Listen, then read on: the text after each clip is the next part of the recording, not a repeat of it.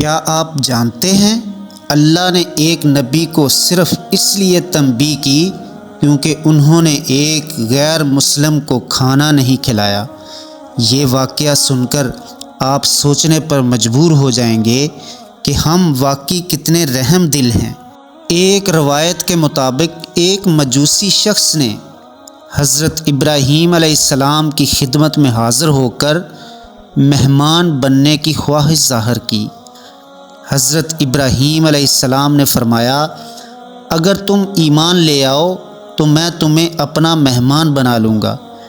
یہ سن کر وہ شخص مایوس ہو کر واپس چلا گیا۔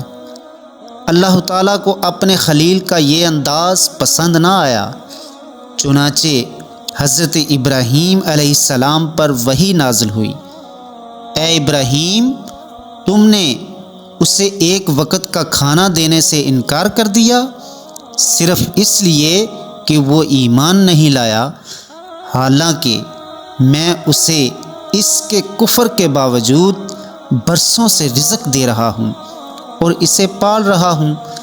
اگر تم اسے ایک رات کے لیے مہمان بنا لیتے تو کیا جاتا؟ یہ سن کر حضرت ابراہیم علیہ السلام کا دل نرم ہو گیا۔ وہ فوراً اس مجوسی کے پیچھے دوڑے، اسے واپس بلایا اور نہایت محبت اور عزت کے ساتھ اس کی مہمان نوازی کی۔ جب اس شخص نے یہ بدلاؤ رویہ دیکھا تو حیران ہو کر پوچھا، آپ اچانک اتنے مہربان کیسے ہو گئے؟ حضرت ابراہیم علیہ السلام نے ساری بات بتا دی۔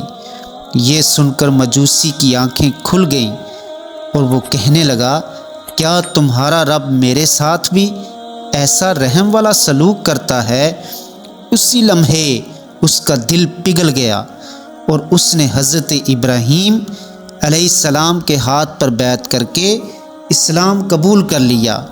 یہ واقعہ ہمیں سکھاتا ہے کہ ہمیں بھی چاہیے کہ ہم انسانوں کے ساتھ محبت، نرمی اور حسن سلوک سے پیش آئیں، کیونکہ دل جیتنے کا یہی اصل راستہ ہے۔